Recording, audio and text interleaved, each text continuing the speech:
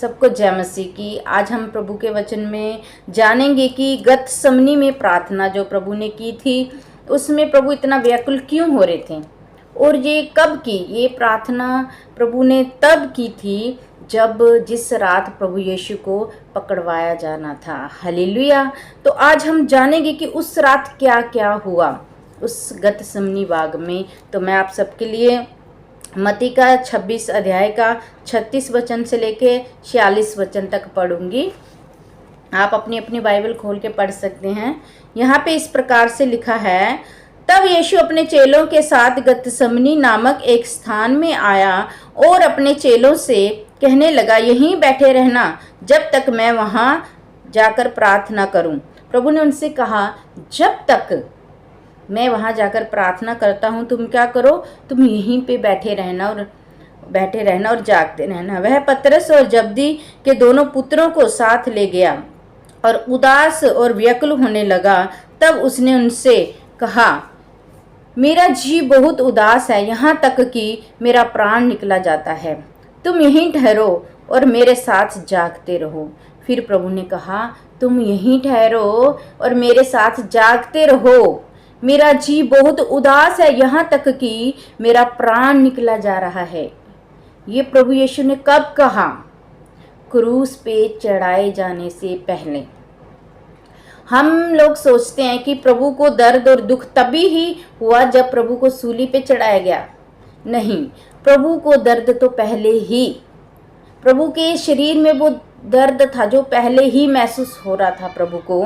तो यहाँ पे प्रभु ने क्या बोला, मेरा जी बहुत उदास है, यहाँ तक कि मेरा प्राण निकला जाता है। प्रभु को पहले पता था कि आज मेरे साथ क्या होगा। हालेलुया। फिर वहाँ थोड़ा और आगे बढ़कर मुंह के बल गिरा और यहाँ प्रार्थना की, हे मेरे पिता, यदि हो सके तो यह कटोरा मुझसे टल जाए, तो भी जैसा मैं चाहता हूँ वैसा नहीं, परंतु जैसा तू चाहता है वैसा ही हो। हालेलुया। प्रभु ने क्या कहा? हे पिता, हो सके तो ये कटोरा टल जाए। ये नहीं कहा कि ये टल जाए, क्योंकि प्रभु यीशु हमारे लिए ही आए हैं, हमारे पापों को अपने ऊपर। उन्होंने कहा, जैसा मैं चाहता वैसा नहीं, लेकिन जैसा पिता आप चाहते हो वैसा ही हो। हालेलुया। फिर उसने देखो, मैं एक बात और बता रही हूँ, यहाँ पे जो प्रार्थना हो रही है, प्रभु यीशु पिता से प्रार्थना कर रहे हैं। देखो, आत्मा तैयार है, शरीर यहाँ पे कमजोर पड़ रहा है। क्योंकि शरीर क्या है, जो प्रभु यीशु का भी वो शरीर है, वो एक नॉर्मल इंसानों की तरह है। दर्द होता है, दुख पहुंचता है, वो शरीर नॉर्मल है। हालेलुया। फिर उसने चेलों के पास आकर उन्हें सोते पाया और पतरस से कहा, क्या तुम मेरे साथ एक घड़ी भी ना जाग सके? जागते रहो और प्रार्थना करते रहो कि तुम परीक्षा में ना पड़ो। आत्मा तो तैयार है परंतु शरीर दुर्लभ है। हालेलुया। प्रभु का वचन बता रहा है, आत्मा तैयार है लेकिन क्या है, शरीर दुर्लभ है। तो हम यहाँ पे देखो, गलातियों के 5 अध्याय के 17 वचन में पढ़ेंगे। देखो यहाँ पे लिखा हुआ है, क्योंकि शरीर आत्मा के विरोध में और आत्मा शरीर के विरोध में लालसा करता है, और ये एक दूसरे के विरोधी हैं, इसलिए कि जो तुम करना चाहते हो वह ना करने पाओ। हालेलुया। अब गतसमनी बाग में क्या हो रहा था? प्रभु यीशु को सूली पे चढ़ाया जाना था और जो होना था वो प्रभु पहले ही महसूस कर रहे थे। तो शरीर क्या कर रहा था? शरीर बहुत ही उदास हो गया, व्याकुल हो गया। प्रभु को ऐसे लग रहा था कि मेरे प्राण निकले जाते हैं। शरीर जवाब दे रहा था, लेकिन आत्मा तैयार थी, आत्मा करना चाहती थी। हालेलुया। फिर हम 37 से पढ़ेंगे, वह पतरस और जब्दी के लिखा हुआ आगे, यहाँ पे 39 से पढ़ेंगे। फिर वह थोड़ा और आगे बढ़कर मुंह के बल गिरा और यह प्रार्थना की, हे मेरे पिता, यदि हो सके तो यह कटोरा मुझसे टल जाए, तो भी जैसा मैं चाहता हूँ वैसा नहीं, परंतु जैसा तू चाहता है वैसा ही हो। हालेलुया। फिर भी जैसा पिता चाहता वैसा ही हो, ये कौन कह रहा था? यहाँ पे हम सोचेंगे कि जैसा शरीर चाह रहा था कि ये कटोरा टल जाए, लेकिन प्रभु यीशु नहीं चाह रहे थे, आत्मा नहीं चाह रही थी। इसलिए उन्होंने कहा, हे पिता, जैसा तू चाहता है वैसा हो। हालेलुया। क्योंकि शरीर की जो दुख सहने की वो लिमिट होती है, कोई एक लिमिट होती है। तो इसीलिए शरीर क्या हो रहा था, व्याकुल हो रहा था। उस दुख को सहने से पहले ही उसमें वो सारे दुख दर्द प्रभु महसूस कर रहे थे। हालेलुया। फिर उसने चेलों के पास आकर उन्हें सोते पाया। फिर प्रभु आया तो क्या देखा उन्होंने कि फिर उसने चेलों के पास आकर सोते पाया और पतरस से कहा, क्या तुम मेरे साथ एक घड़ी भी ना जाग सके? जागते रहो और प्रार्थना करते रहो कि तुम परीक्षा में ना पड़ो। यहाँ पे फिर लिखा ना, आत्मा तो तैयार है परंतु शरीर दुर्लभ है। फिर उसने दूसरी बार जाकर, यहाँ लिखा है, दूसरी बार जाकर यह प्रार्थना की, हे मेरे पिता, कहा, हे मेरे पिता, यदि यह मेरे पिए बिना नहीं हट सकता तो तेरी इच्छा पूरी हो। तब उसने आकर उन्हें फिर सोता पाया, क्योंकि उनकी आंखें नींद से भरी थी। उन्हें छोड़कर वह फिर चला गया और उन्हीं शब्दों में फिर तीसरी बार प्रार्थना की। देखो, प्रभु ने प्रार्थना की और फिर आके देखा उनके चेले सो रहे हैं और उनको छोड़ के फिर प्रभु प्रार्थना करने गए तीसरी बार भी। तो इसमें क्या देखा कि उन्हें नींद आ रही थी, बहुत रात थी, लेकिन प्रभु को जो कल होने वाला, जो इस रात को होने वाला था, जो प्रभु को पकड़वाया जाना था, जो समय जिस लिए प्रभु ने ये देह धारण की थी, वो समय जो आ पहुंचा था, प्रभु यीशु उस चीज़ को महसूस कर रहे थे उस शरीर पे। तो यहाँ पे आत्मा तैयार था पर शरीर जवाब दे रहा था कि मैं नहीं कर सकता। लेकिन प्रभु ने किसकी सुनी? आत्मा की, क्योंकि परमेश्वर है वो। हालेलुया। लेकिन हम बोले कि प्रभु परमेश्वर है तो शरीर व्याकुल क्यों हो रहा है, उदास क्यों हो रहा है? क्योंकि शरीर एक आम मनुष्य क्या है। हालेलुया। शरीर को दर्द होता है। हालेलुया। परमेश्वर मनुष्य के बीच में आम मनुष्य बन के आया, उनके दुखों को सहा, उनके दुखों को महसूस किया अपने ऊपर। जैसे हम मत्ती में देखते हैं कि प्रभु की परीक्षा हुई, तो जब प्रभु की परीक्षा हुई, क्या हुई? वो शरीर के साथ तो हुई। 40 दिन प्रभु निराहार रहा। किसके साथ? उस शरीर ने कुछ नहीं खाया। तो वो शरीर क्या है? वो शरीर जो परमेश्वर ने लिया, प्रभु यीशु ने लिया, वो इसलिए कि हमारे दुखों को वो महसूस कर सके और हमारे लिए बलिदान हो सके। हालेलुया। आत्मा तैयार है। हालेलुया। आगे लिखा है, तब उसने चेलों के पास आकर उनसे कहा, अब सोते रहो। क्या कहा? अब तुम सोते रहो और विश्राम करो। देखो, घड़ी आ पहुंची है और मनुष्य का पुत्र पापियों के हाथ पकड़वाया जाता है।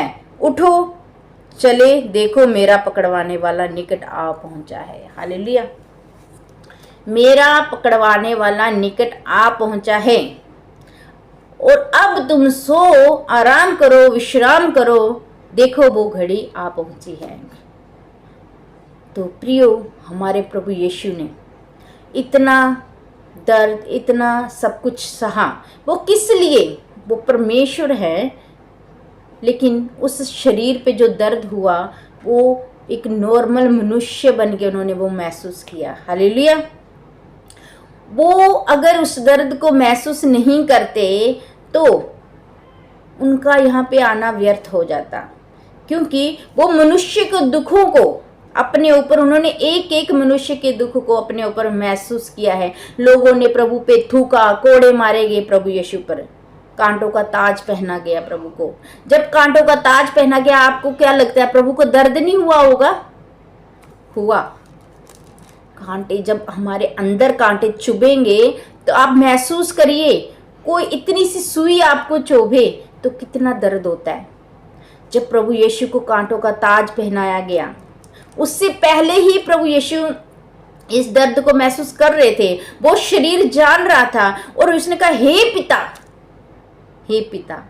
उसमें जो आत्मा है वो परमेश्वर की है, जो शरीर था वो एक मनुष्य का था। हालेलुया। इसीलिए वो कमज़ोर पड़ जाता था, इसीलिए वो व्याकुल हो गया, इसीलिए वो उदास हो गया, क्योंकि शरीर एक आम मनुष्य का था और उसमें आत्मा वो परमेश्वर की थी।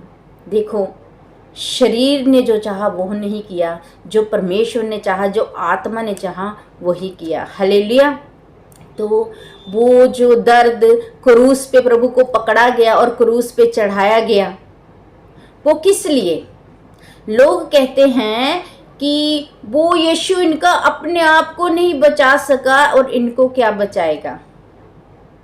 प्रियो, उसे मारा नहीं गया, वो हमारे लिए मरा, वो खुद हमारे लिए मरा, इस मनुष्य जाति के लिए मरा, उसे किसी ने मारा नहीं। वो परमेश्वर है, उसने अपने हाथों से सब कुछ बनाया, उसे कौन मार सकता है? जो भविष्यवाणियां उसके बारे में हो रखी थी परमेश्वर के बारे में, वो परमेश्वर ने कंप्लीट की, वो पूरी की और अपना बलिदान करके क्रूस पे चढ़ाया गया। जब प्रभु यीशु को प्रभु ने अपना बलिदान करके हम मनुष्य को मोल लिया है। आज हमें क्या करना है? बस विश्वास करना है कि प्रभु यीशु हमारे लिए आए और हमारे लिए उन्होंने हमारे पापों को अपने ऊपर ले लिया और मारे गए, तीसरे दिन मुर्दों में से जी उठे और वो जिंदा स्वर्ग में गए हैं और वो फिर आने वाले हैं। ये हमारा विश्वास होना चाहिए। कोई भी ऐसा व्यक्ति नहीं है जो बोलता है कि मैं गुरु हूँ, मैं रब हूँ, मैं परमेश्वर हूँ, वो मर के जीवित देह में हुआ हो। हमारा प्रभु यीशु है जो जीवित हुआ है और वो फिर आने वाला है। तो प्रियो, हम कहें प्रभु ने जो, हम ये नहीं कहते कि प्रभु सिर्फ क्रिश्चियनों के लिए आए हैं, प्रभु सारे संसार के लिए आए हैं। वो पवित्र परमेश्वर है, उसके ऊपर जो विश्वास करेगा, जो अपने पापों की क्षमा मांग के अपना जीवन खराई से और पवित्रता से चलने के लिए प्रभु के पास आएगा, प्रभु उसे माफ करता है और अपनी गोद में लेता है। तो प्रियो, आपके जीवन में जितना भी पाप, गलतियां, जो भी आपके जीवन में गड़बड़ियां चल रही हैं, तो आप सब छोड़ दे। आप सोचिए, उस दर्द को महसूस करिए जो हमारे पापों की सजा प्रभु ने सही है। जो कोड़े हमें पड़ने थे, जो जिस आग में हमने सड़ना था, जिस दर्द को हमने महसूस करना था, वो प्रभु ने किया, वो सजा प्रभु ने ली है। तो प्रियो, आज जो हमारे जीवन में गड़बड़ियां चलती हैं, हमें इसे छोड़ देना चाहिए। हमें पहला स्थान प्रभु को देना चाहिए कि प्रभु ने हमें मोल लिया है। हम अपने इस शरीर के अधिकार में नहीं हैं। हमें प्रभु यीशु ने अपना लहू देकर हमें मोल लिया है। तो हम कैसे अब रहें? जैसे प्रभु चाहता है। प्रभु की आज्ञाएं माने और परमेश्वर के वचन के अनुसार जिएं। हालेलुया। वचनों को हम जिएं, क्योंकि प्रभु यीशु का आगमन बहुत ही नज़दीक है। तौबा करें, अपने पापों से, गड़बड़ियों से बाहर निकले, परमेश्वर पर विश्वास करें। प्रभु आपको बहुत बहुत प्यार करता है। आप जितने बड़े पाप में मर्जी हो, आप तौबा करें, दिल से तौबा करें, छोड़ें। प्रभु यीशु पापियों को बचाने आए हैं। जैसे वेद बीमारों के लिए होता है, वैसे ही प्रभु यीशु पापियों के लिए आए हैं। प्रभु यीशु कहते हैं, तुम पाप करना छोड़ दो, तुम गलत काम छोड़ दो, दिल से तौबा करो, प्रभु आपको क्षमा करेगा। प्रभु आपसे बहुत प्यार करता है और प्रभु आपको बचाना चाहता है। हे मेरी बेटी, हे मेरे बेटे, मेरे पास आ जा, अपने सारे गलत कामों को छोड़ दो। ये प्रभु यीशु आपसे कह रहे हैं।